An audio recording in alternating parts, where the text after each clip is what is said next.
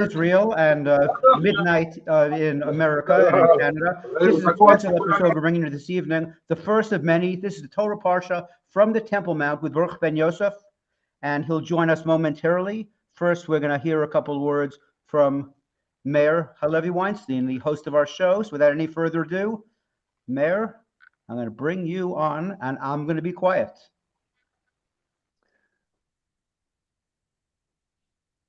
Good evening, everyone, or good morning, depending where you are. Thank you for joining us. I'm going to ask everyone if you could please share this with the various platforms you use on social media. This is an exciting program.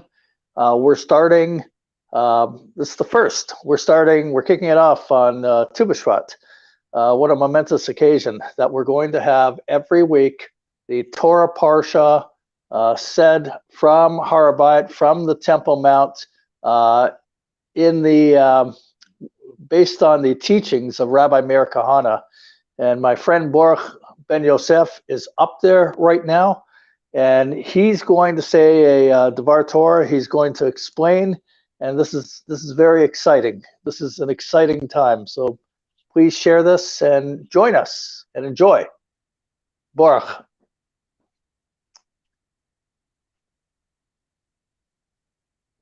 Can we get Baruch on the screen? Sure. You want me on the screen? Yes. I should make it that you can see me? Yes, absolutely. Or you want to see what? Oh, okay. How do I do that? Show a little bit of what's going on, but then when you're going to explain the Parsha. I'm not really sure how I do that. We'll have to figure that out. But in any event, okay. Well, you can show everything. Go ahead. All right. Welcome to the Temple Mount. You see here a group that comes up every morning to the Temple Mount and prays and learns. Today, of course, is Tu B'Shvat. It's the New Year of the Trees. It's a very important occasion in the Jewish calendar that we celebrate every year.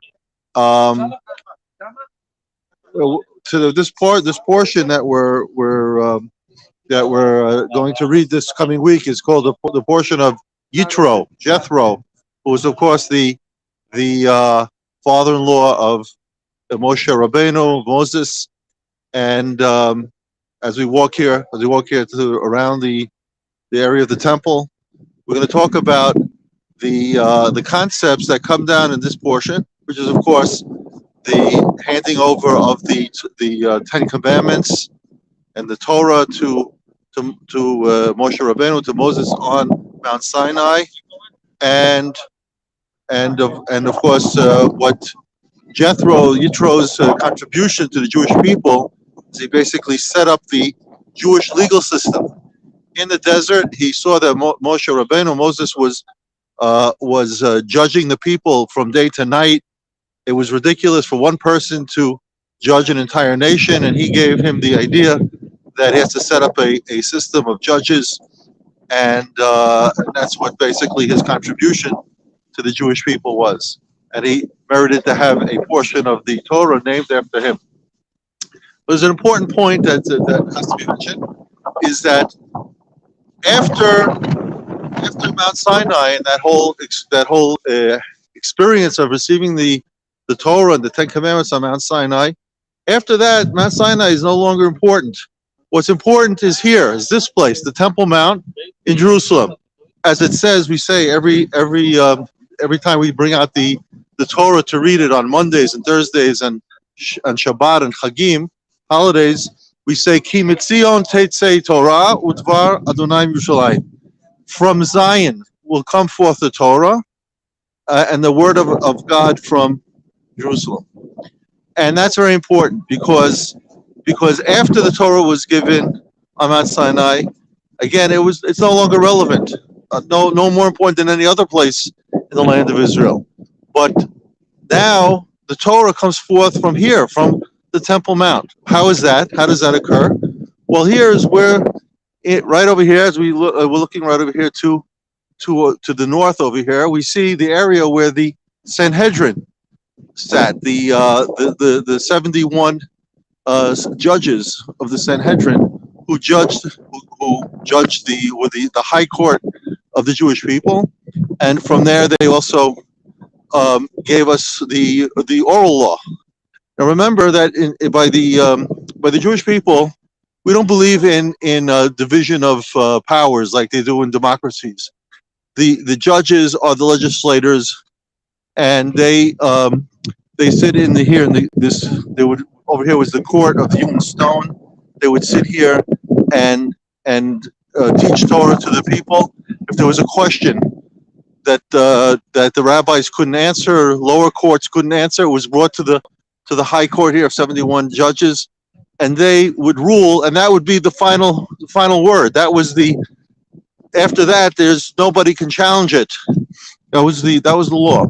That's the oral law. So basically, if people aren't accustomed to the way the Jewish legal system works, is we have the Torah is basically like the Constitution. Okay, what Moses received on Mount Sinai was the Constitution. That's the Torah.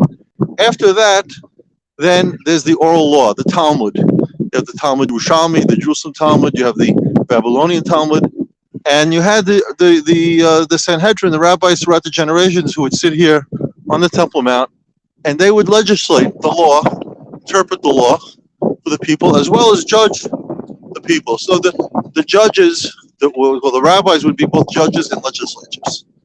And that's very important because today in Israel we have this big conflict, internal conflict going on here today about the changing the system of appointing judges and limiting their powers, because again, in a democracy you want to have a separation of powers, whereas in the Jewish system there's no separation. They're both judges and legislatures.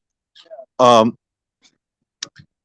as we said, Jethro's contribution in the desert was to set up a system of judges, dividing it up into higher judges and lower judges.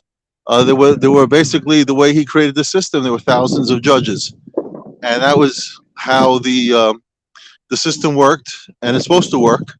That according to the Rambam, in any town of Jews that has 120 inhabitants has to have a small Sanhedrin of 23 judges, and that's how the system works. So every town had its own small Sanhedrin, and then and on the Temple Mount you had actually three different bodies of Sanhedrins. You had two small Sanhedrins. One sat at the entrance to the Temple Mount over here, where we're walking now on the east, and there was one further inside, and then there was the Grand Sanhedrin of 71. So this is how the legal system worked. And we mentioned before that we want to mention the teachings of Rabbi Kahane. He told us a very important point, that Mount Sinai in the desert, it says, was not a very tall mountain. It wasn't like the highest mountain. And the rabbis tell us that the reason why it wasn't a very high mountain, and that's where the Torah was received, is because that God wants to teach us that a person should not be haughty. It shouldn't be the tallest mountain. It shouldn't be haughty, because there is to serve God. You can't be haughty. You have to be respectful. You have to be tzanua, as we say. You have to be show respect, and you can't be haughty. You can't think that you're the greatest. So one of the rabbis asked the question. He says, why shouldn't the Torah then be given in a valley? If you want to teach people not to be haughty, give the Torah in a valley. So the Rabbi Kahane would say that the reason why the Torah is not given in a valley, but is given on a mountain, is because, yes, we shouldn't be haughty, but we shouldn't be too modest to the point where people stamp on us and step on us. In other words, yes, we want to show modesty, but we also want to be proud Jews and not allow the enemies of Israel to step on us. So the Torah is given on a mountain, not the highest mountain, but also not in a valley. It's a very important teaching that Rabbi Kahane would constantly teach over the years, because again, one of the major points of his teachings was Jewish pride. So Jewish pride, of course, has to be based on something. It can't be based on nothing has to be based on a concept of that the Jewish people are special people because we received the Torah on Mount Sinai, and then we built the temple here in Jerusalem, and from here, like we said, the Torah comes forth to the people basically every day. If things were run properly, here the Sanhedrin would be here, and every day we'd have them sitting here and judging and teaching us the proper way to serve Hashem. Another important point that has to be mentioned is because one of the things that the rabbi taught us was the importance of, Ahavat Yisrael, loving a fellow Jew. But at the same time, to be able to do that required that there be unity. How could there be unity amongst people when there's different parties and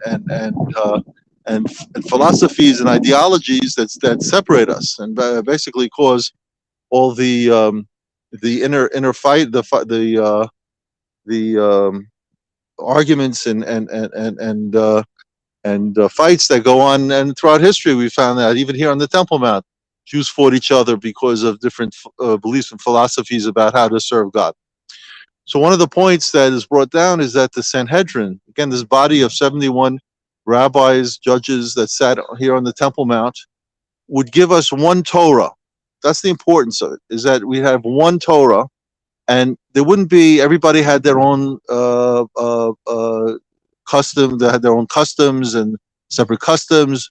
One Jew couldn't eat by another Jew. No, we all served God, served Hashem under one Torah.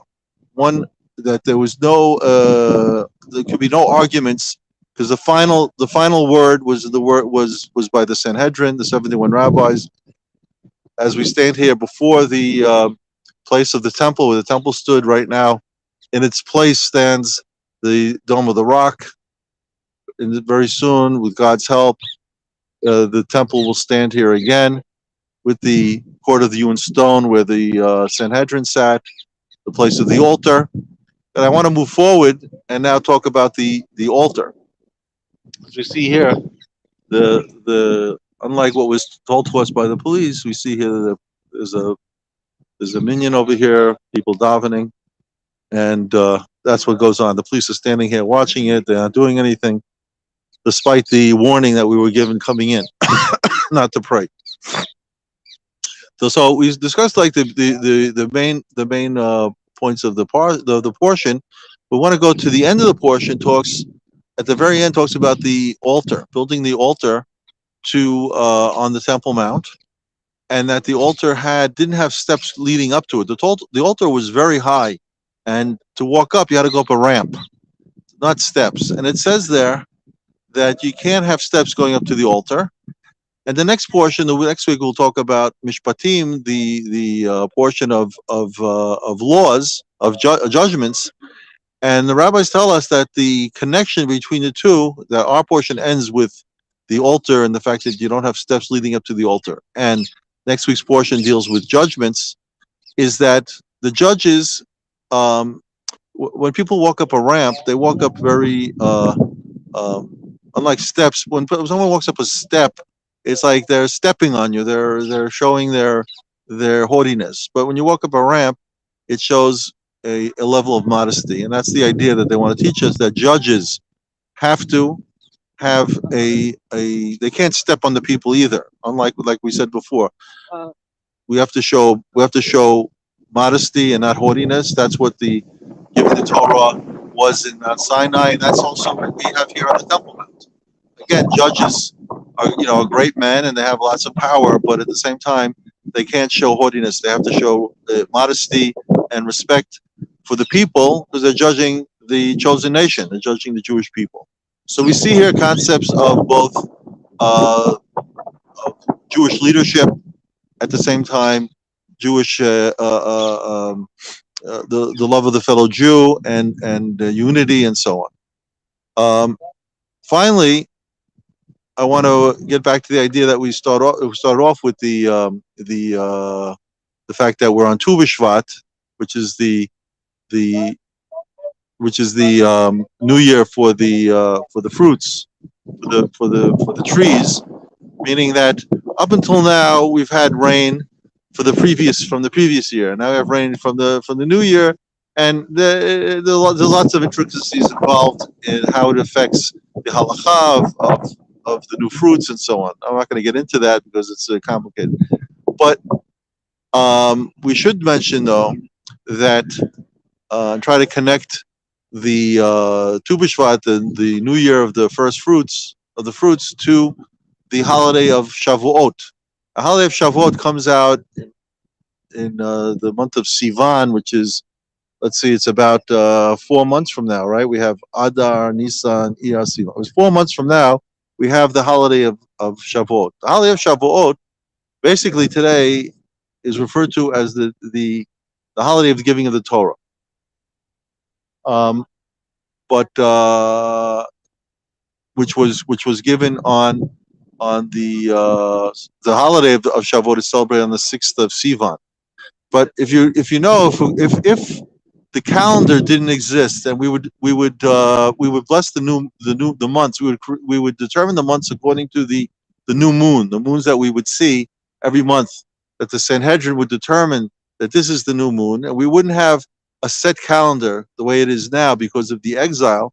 Then we wouldn't know exactly when the holiday of Shavuot would take place, because we know that the holiday of Shavuot takes place 50 days from the holiday of Passover, right? And it could come out, according to that, Shavuot could come out on the 5th or the 6th or the 7th of Sivan, and not necessarily on the 6th. Today, because of the calendar, it comes out every year on the 6th of Sivan. But the important thing is that on Shavuot is when we start bringing the Bikurim. The Bikurim are the first fruits that are brought to the temple every year. People would come up to the temple with their first fruits and give them over to the Kohanim, to the priests. And this was a beautiful, beautiful ceremony that people practice every year. They would decorate the fruits that they would bring up from the 7 species that the land of Israel is blessed on. We have 7 fruits that we say grow in the land of Israel, and those fruits are the ones that are brought up to the temple and given to the priests, to the Kohanim. And being that we're now on Tu B'Shvat, which deals with the new year of the trees and the new fruits for this year, it's very nice that we're beginning this project of talking about the weekly portion here on the Temple Mount on Tu B'Shvat, on this special day, the New Year of the Trees, and that we can connect it to the holiday of Shavuot, which in the Torah is called Chag HaBikurim. It is called the holiday of the Bikurim, of the first fruits. And actually, in the Torah, it doesn't say that it is the holiday of giving the Torah. That's the rabbis call that the holiday of the giving the Torah. But actually, it's today in the land of Israel, the importance of the holiday is really the bringing of the fruits to the temple and the sacrifices in the temple, and not the fact that the Torah was given on Mount Sinai. Again, as we started off, we said that Mount Sinai is no longer of any importance to us, in the sense that the Torah now comes forth from Jerusalem, from the Temple Mount, from the court of the hewn stone of the Sanhedrin. Historically, yes, the Torah was given on Mount Sinai. It had its importance. It had its day in history, but today it's no longer important. The fact that it was given in front of everybody, the Torah was presented in front of the entire Jewish people, is an important event. But Mount Sinai itself no longer holds any importance, and the importance is here where we are right now. And hopefully, very soon, things will be back to the way it should be, with the temple standing in front of us instead of the Dome of the Rock, with the altar in front of us, with the court of the hewn stone, with the 71 judges sitting there, all the other buildings and that exist in the Temple Mount will be in their places. And then we'll go back to the way things were, that we would bring the fruits, the first fruits, in this beautiful ceremony that takes place every year that begins with the holiday of Shavuot and continues on till the holiday of Sukkot. It's interesting that the Jerusalem Talmud mentions in the tractate that deals specifically with the bikurim, with the first fruits, that when the people, the artisans, would be working, they weren't allowed to stop their work, even if a big Talmid Chacham, even if a big rabbi would walk past them. But when they saw the people bringing up the first fruits to the Temple Mount every year, they would stop their work and praise the people who would be bringing the fruits. That's how important it was. That's what we're missing today. The service in the temple, the beautiful, beautiful service in the temple that brought all the Jews together, that showed our love to God, to Hashem, and a love for the land of Israel. And this service is really, I think most people don't even understand, can't even understand the loss that we have from not being able to do this service in the temple. So again, it's really great that we were able to kick this off on Tu B'Shvat, and let's hope that we can continue throughout the year with the portion. It didn't start raining yet. It's about to rain any minute, but Hashem held up the rain so we can get this portion, this program going.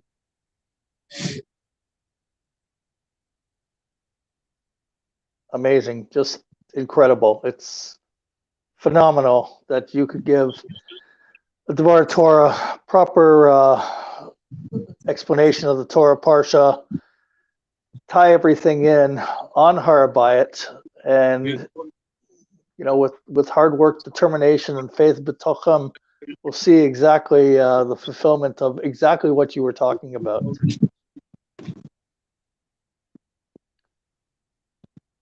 It's just, It really is. It really is. It's funny that many rabbis are against the smartphones. They say the smartphones are bad, but the smartphone allows us to come up to the Temple Mount and learn Torah on the Temple Mount and teach Torah on the Temple Mount and pray and say Tehillim, say the Psalms, and so on. So there's nothing wrong with a smartphone if it's used properly. And here we have it on the Temple Mount. You can see everybody's got their smartphone here. If you see, everybody's, Hey, Baruch, you're not allowed to bring up. Put your face on the screen. Flip the camera around so the audience can see who's talking. This is me. There I am. Okay. And I'll figure out how to do things. I'm not the most technical person, but we'll figure it out. But again, thanks to the smartphone, you're not allowed to bring up religious books to the Temple Mount. What we have here, everybody has this smartphone, and it's really a great innovation that serves its purpose here on the Temple Mount. Every day, people come up and pray and learn. It's really special. Now we're going over to a spot on the eastern side of the Temple Mount where the rabbi, the Rosh Yeshiva, gives a short class. It's in memory of a couple that were murdered by terrorists, good friends of mine, the Imas couple, Yitzchak and Talia Imas, who were very active, they came on Aliyah from Russia, and they were very active in bringing up Russian-speaking Jews to the Temple Mount. And here we sit here every day. Yeah, the rabbi's talking now, if you want to hear. Sure. העניין הזה, איפה זה מתקשר למקדש, נאמרו בזה הרבה, אני אגיד, רק הלכה אחת, כיוון כל שנה זה קובע לפירות, פירות שחנסו עד היום, ש20 לשנה הקודמת, פירות שחנסו מ-8 בלילה, ש20 לשנה הבאה, מה שהיה שנה הקודמת, למעשה זה היה שנת שמיטה, יש דיון ארוך, לא נאריך בזה, לא, מה עניינה, ויהיו לא קדושים, אז מעשרות צריך להפריך בהם. בעיקרון לכן השנה קצת הט"ו בשבט שונה. ויש לגבי הבאת ביקורים, זה החלק לבית המקדש, בפועל שביקורים פירות שחנתו לפני ט"ו בשבט לשנה הקודמת, שחנתו אחרי ט"ו בשבט שייכים לשנה הבאה, שייך בפועל, שבעת המינים כולם חנתה שלהם עתידית, לא באזור הזה, אכן לא קצת שייך למעשה. זה העניין של ראש השנה לעיתנו, שזה קובע לגבי תרובות מעטות, תרובות העולה, תרובות העולה שלהם. עכשיו, דברים, מה שנת העולם, שנת הבית, שנה שעברה, שנת הבית, עכשיו מתחילים את השנה החמישית, תפלו את פריון, להוסיף לכם בסוף, לכן יש לי גם בזה יש, באמת זה יום של ברכה, שנה חמישית תפלו את פריון, להוסיף לכם בסוף, ברכה, להוסיף תרובה ופירות, על פי זה אולי באו חמישים. אנחנו שמענו בלילה האחרון, היה שהיה איזושהי ירידת אדמה, שהושקע גם בישראל,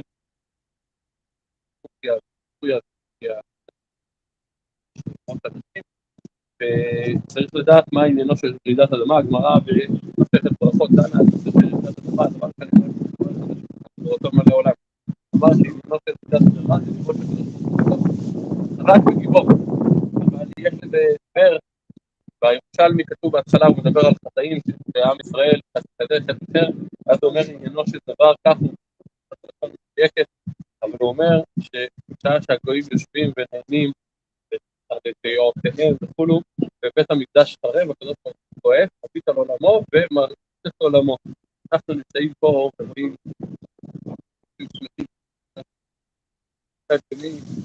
כל מיני בתי תרביות ובית המקדש חרב, הקדוש ברוך הוא מביט בעולמו, וזו גדולה בעולם. וחלק העולם צריכים לקרוא להרידה הזאת, שהנושא הוא בית המקדש, יש חלק של אחת של העץ שלנו, בגמרא, באחד החיים, בקו תפור. לעורר בזה,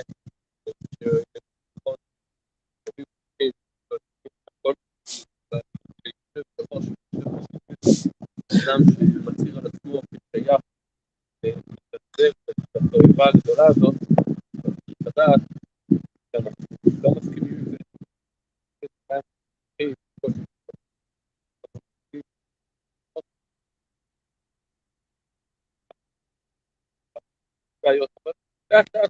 שמתקדמים ברוב הדברים, מתקדמים לטובה. לדעת גם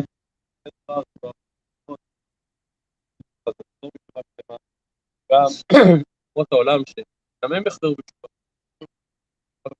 שלא יחזרו בתשובה. אפשר להגיד קדיש? ידע ותקדע שמר רבה. ועמד יברח ירותיהם, לך מלכותיהם, וצמח פה קנה וקרם ושיחי. ויכון אביהם יכון וחי לכל בית ישראל, ועגלה בזמן קריב, ואמרו אמן. יהי שמי רבה מבורך לעולם עולמי עולמיה. יבורך, וישתבח, ויתפאר, ותאמר מתעשה, ותדע, ותדע, ותלם. שמי קדושה בריחו. לעילם כל ברכתה ושיבתה, ושבתה ונחמתה, דמרן מאמר, ואמרו אמן.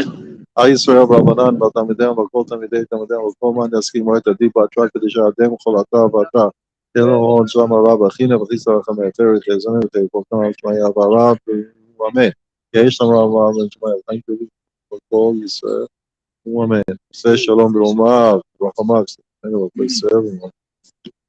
okay. You guys hear me? There? Am I still on? You're on. Okay, so we just... Yes, I'll just quickly go over what the rabbi said. I just said, first of all, Kaddish for a good friend of ours, Chaim Howie Ginsberg. I'm saying Kaddish for him this year. It was one of the activists that was with Rabbi Kahane all the years, who passed away on Tisha B'Av. In any event, the rabbi just mentioned he tied in, first of all, to, like I had spoken before, about Tu B'Shvat and the bikurim, the first fruits, but he mentioned that yet last night in Israel they felt the earthquake that took place in Turkey. Mm-hmm. There was a big earthquake in Turkey and Syria, and it was felt over here. And he mentioned that in the Jerusalem Talmud it says that one of the reasons for earthquakes is that when God sees that his house is destroyed, and yet people are happy that his house it lays in ruins. When the temple lays in ruins, that the earthquake shows God's anger, Hashem's anger, because his house lays in ruins, and yet people are happy that without the existence of the temple. So he reminded us that the importance of rebuilding the temple, which is why we're here on the Temple Mount. This is the reason why we're here, to show presence, to remind the world that this is the Temple Mount, and this is where the temple has to, the two temples stood, and the third temple has to be rebuilt. And the sooner it happens, the better, not only for the sake of the Jewish people, but for the entire world. It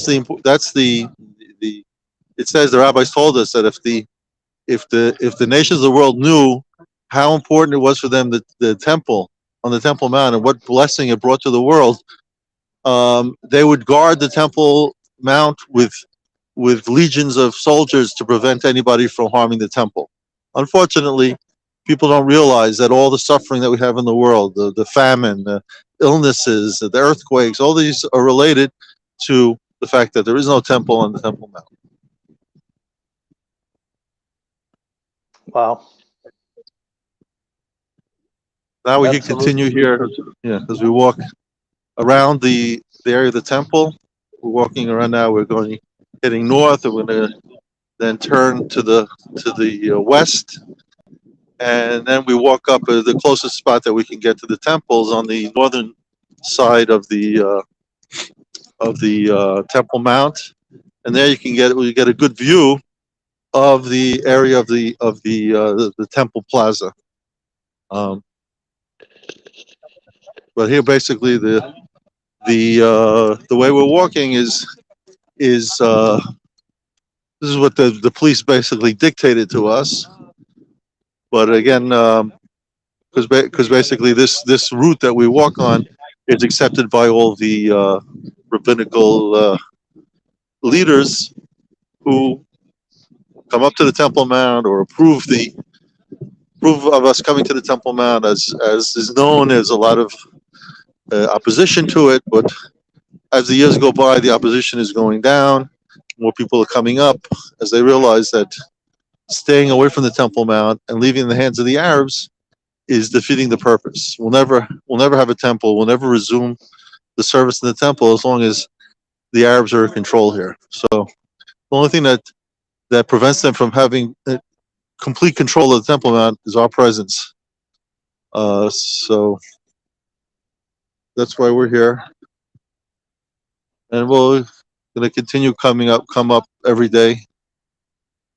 And the more Jews that come up, the greater the more presence that we have here, the better the opportunity that we'll have to renew the service at some point. Mm-hmm. As we know, the Passover is coming up very soon, and the main focus of Passover is, of course, the Paschal Lamb, the sacrifice of the Passover lamb that we would bring up every year. That's why it's called Passover. It's not called the holiday of Matzah or the holiday of Maror. It's called the holiday of Pesach, of Passover, because of the sacrifice that we bring every year. And unfortunately, as important as the sacrifice is, and this is the main focus of the Seder night, again, because of a lack of presence and a lack of interest, we still are not able to offer the sacrifice. So, but let's hope that that things change, and there'll be an awakening of the Jewish people, that they'll want to come up. As we see here, we're walking now on the northern side. We're walking up towards the Temple Plaza, what's called the Azara of the temple. Of course, Mayor, you've been here many times. You know the area. You know what I'm talking about. But I assume there are a lot of people who don't know. As we see here, we're getting close to the Dome of the Rock. Okay, right in front of us here. and that's where, of course, where the temple stood. Inside the Dome of the Rock is where the Holy of Holies was, where the what's called Even Hashtiyah, the stone from where the world was created, is in the middle, where this Holy of Holies stood, and of course the Ark of the Covenant sat in the Holy of Holies. And here we go. We see now the entire Temple Plaza in front of us here.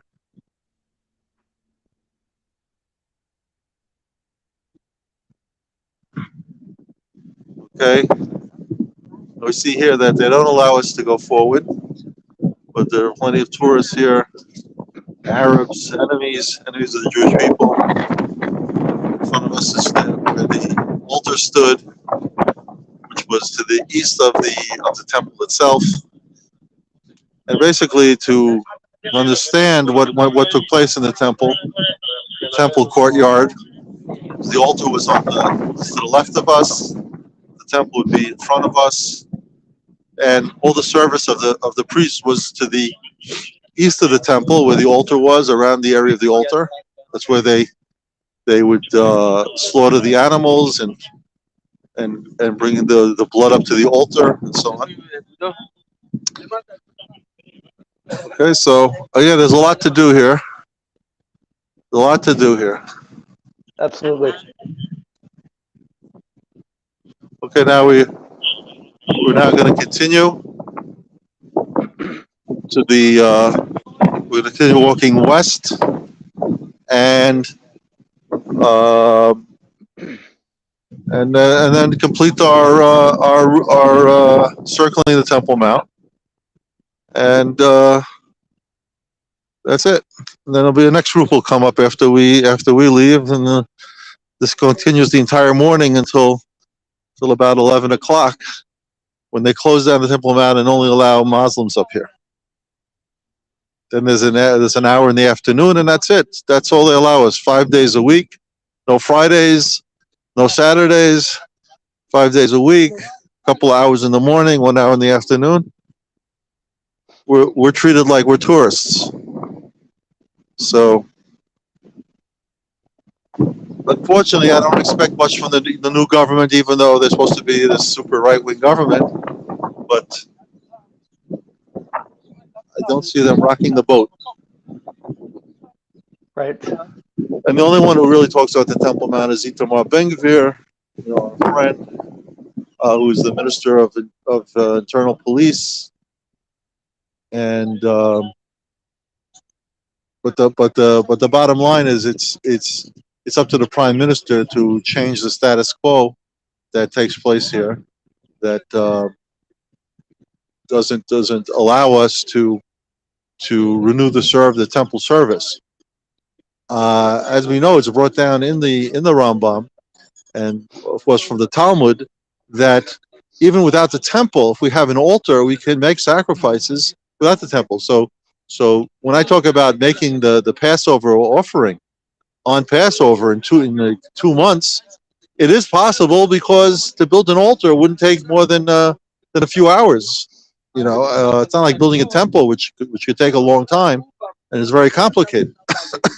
So, in fact, it's famous that after the 6-day war, the year after the 6-day war was when it came around Passover time, the Lubavitcher Rebbe told his Hasidim not to be in Jerusalem because they would be obligated to bring the Passover offering.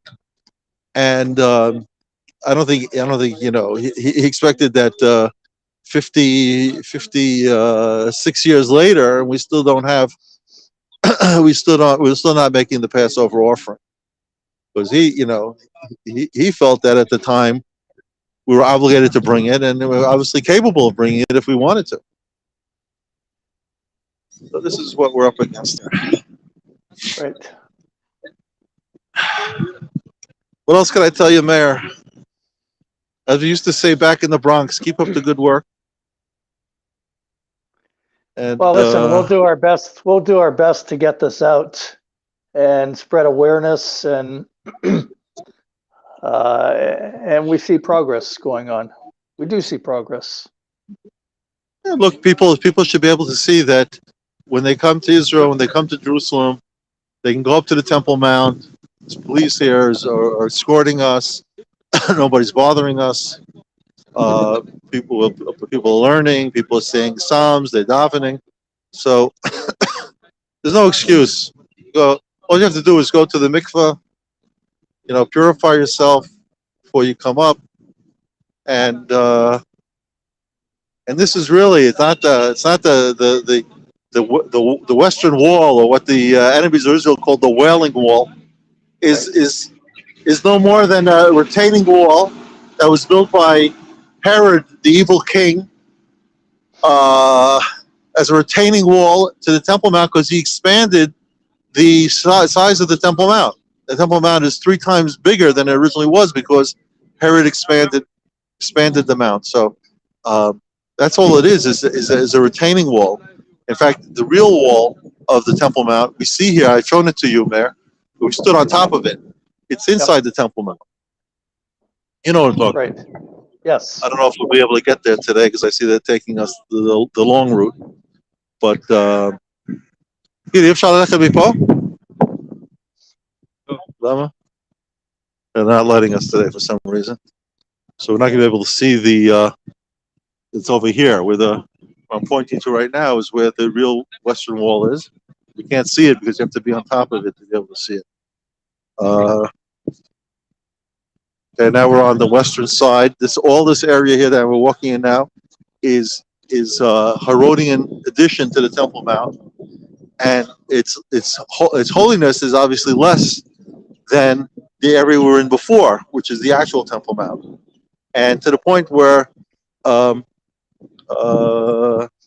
again, there are people want to claim that this holiness expands over to here, even though it's a Herodian addition. I personally hold that it doesn't, that the area we're walking in right now, anybody can walk in. They don't even have to go to the mikveh. They can walk in this area because, again, it's an Herodian addition, doesn't have the holiness of the real Temple Mount. And I've shown you this before, Mayor, is over here on this, inside the wall here, to the right of us, is where the well, before I show you that, let's see. You can see now. Maybe you can see at the right before the first step is where the wall is, the real wall, the real Western Wall of the temple. Okay, you can see it's very large stones. I don't know if you can make it out, but they're very large stones. Over here to the right is where King Abdallah is buried, and Faisal Husseini, all these enemies of Israel, are buried here inside the wall. They wanted to bury Arafat here too, but luckily the government stopped it at the time. Yep.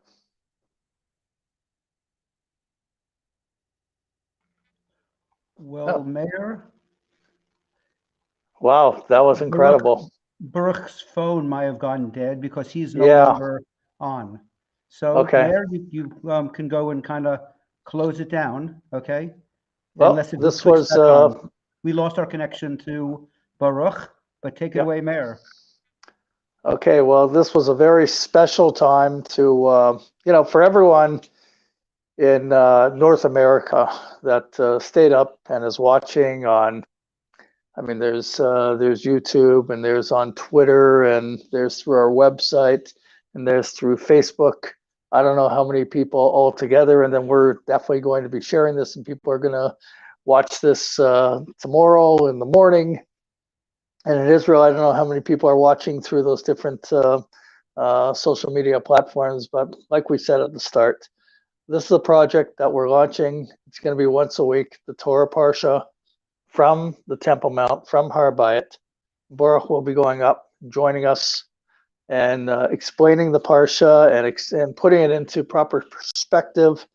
And it's really an exciting project that we feel tremendous about. And I just want to thank everyone for joining us. I want to thank Baruch for being with us and explaining everything and showing everything through his phone, explaining everything in detail on Har Bayit and showing what is going on and in depth. Oh, I think we have a connection again still. Yeah. Great. Okay, I lost you for Yes. I'm talking to myself. Okay, Yeah. now we've hit the western side. Again, we're over here in the Herodian addition, but we'll be walking now past where the original wall was, right here by the steps. And here we are, very close to the Dome of the Rock, close to the spot where the temple stood, the Holy of Holies, right in front of us. And this is the last opportunity to pray before we leave.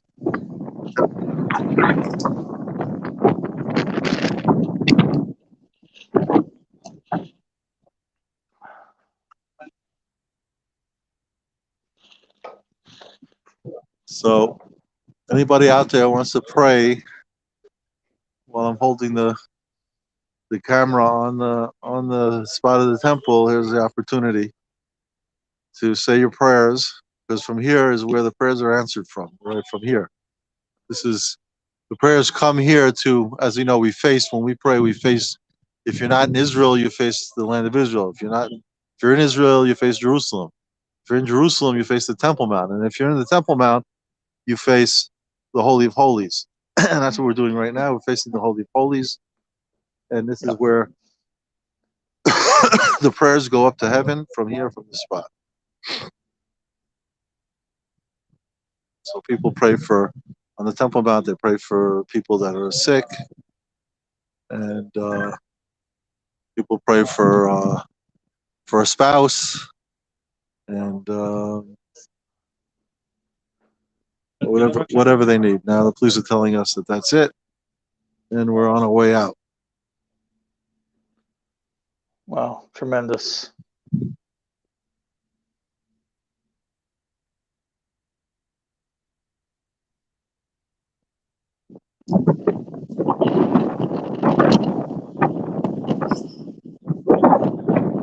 Okay, so I guess we'll just sign off now and see you next week. Yes, thank you very much, Baruch. Thank you very much. That was incredible and enlightening, just fabulous. The way to start. Okay. So have a happy Tu B'Shvat.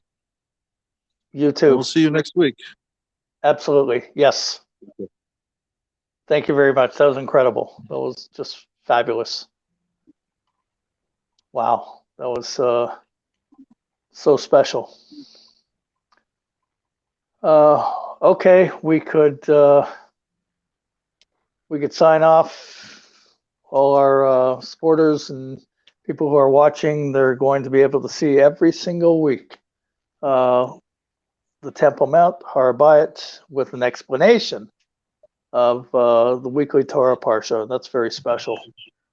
That's very special.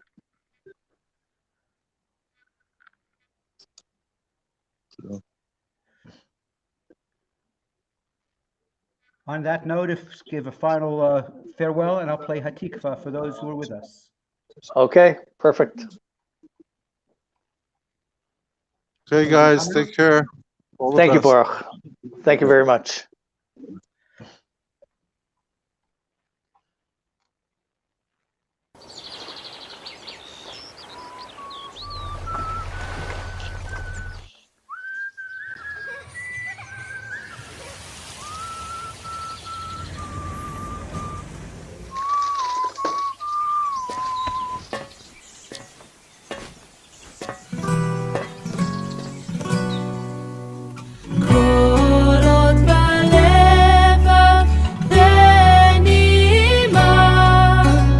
נפש יהודית